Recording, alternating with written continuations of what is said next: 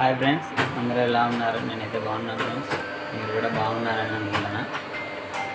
ఈరోజు చాలా రోజుల తర్వాత అనేది ఈరోజు వీడియో తీస్తాను.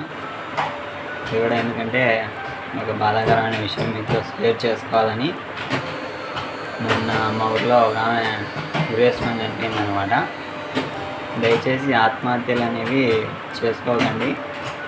మీకు ఎప్పుడైతే సూసైడ్ చేసుకోవాలనే ఆలోచన వస్తుందో అప్పుడు మీకు నచ్చిన వ్యక్తులతో మీకు ఎలాంటి సమస్య ఉన్నా షేర్ చేసుకోండి. అప్పుడు మనం ఎలాంటి టైం మిస్ అవుతున్నామో సూసైడ్ చేసుకున్న తర్వాత సూసైడ్ చేసుకుంటే ఎలాంటి టైం మిస్ అవుతాము అనేది మనకు దాని విలువ అనేది తెలుస్తుంది అనమాట. ఎందుకంటే 12 సంవత్సరాల కిందట నేను కూడా ఆ సూసైడ్ ఎక్స్పీరియన్స్ను ఫేస్ చేసిన కాబట్టి ఆ బాధ ఏంటో నాకు తెలుసు కాబట్టి నేను ఈరోజు మీతో షేర్ చేసుకుంటున్నా. ప్లీజ్ దయచేసి ఆత్మహత్యలు అనే ఆలోచన వచ్చినప్పుడు మాత్రం మీరు సాధ్యమైనంత వరకు మీ మైండ్ సెట్ను డైవర్ట్ చేసుకోవడానికి ప్రయత్నం చేయండి. తర్వాత సమస్య ఎంత పెద్దదైనా సరే అలాంటి ఆలోచనల వరకు అయితే వెళ్ళకండి. మొన్న చనిపోయిన ఆమెకు 3 పిల్లలు అన్నమాట. అసలు కనీసం ఆ పిల్లలతో ఒక్క క్షణం మాట్లాడినా కూడా ఆమెకు అలాంటి ఆలోచన అనేది పోయేది. సాయంత్రం 7 ఆ టైంలో ఉరేసుకుని చనిపోయింది. అది కూడా ఆత్మహత్య చేసుకోవడంలో చాలా ఘోరమైనది ఏంటంటే ఉరేసుకోవడం, తర్వాత కిరోసిన్ పోసుకొని కాల్చడం, చనిపోవడం. ఇవి చాలా దారుణంగా ఉంటాయి ఈ సూసైడ్ కేసులు. పాయిజన్ తీసుకున్నా మెల్లగానే చనిపోతారు. తర్వాత ఏదైనా స్లీపింగ్ టాబ్లెట్స్ అట్లా ఇవి సూసైడ్ ఇవన్నీ మామూలుగానే చనిపోతారు. కానీ ఫ్యాన్ గురి పెట్టుకుంటే మాత్రం ప్రాణం పోయేది తెలుస్తూ ఉంటుంది. మళ్ళీ బతకాలనిపిస్తుంది కానీ శరీరం సహకరించదు. కాళ్ళు చేతులు కొట్టకలాడుతుంటాయి. ఒక పక్క ఆత్మఘోష మొదలవుతుంది. ప్రాణం పోయేటప్పుడు చావని చాలా నరకంగా ఉంటుంది. మనకు ఒక క్షణం ఎవరైనా కానీ గొంతు గట్టిగా పట్టుకుంటేనే ఇలా తనకలాడదాం. అట్లాంటిది ఫ్యాన్ గురేసుకుంటే అసలు అది ఊహించుకుంటేనే అసలు ఎక్స్పీరియన్స్ దాన్ని ఒకసారి తలుచుకుంటేనే అంత మనసు భారం అవుతుంది. మీకు ఎట్లా తెలుసానంటే నేను కూడా 12 సంవత్సరాల కిందట సూసైడ్ అనమాట.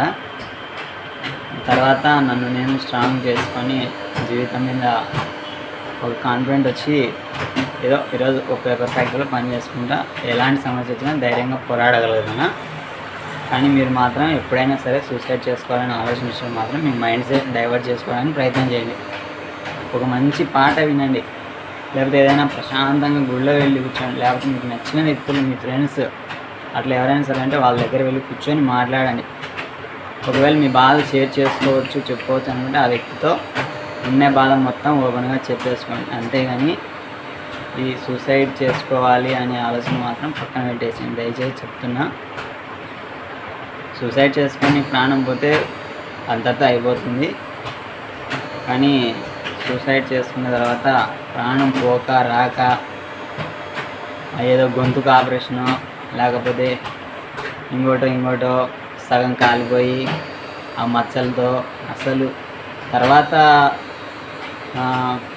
సమాజంలో ఫేస్ చేయాలంటే మాత్రం చాలా అదొక మచ్చలాగా ఉండిపోతుంది.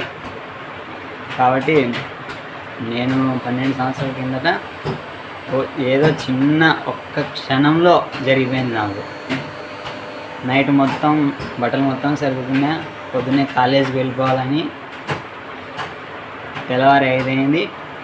5కి లేచి ఇంకా ఏదో మైండ్ సెట్ అయితే ఎప్పుడు చనిపోవాలని ఆలోచన అయితే ఉన్నది.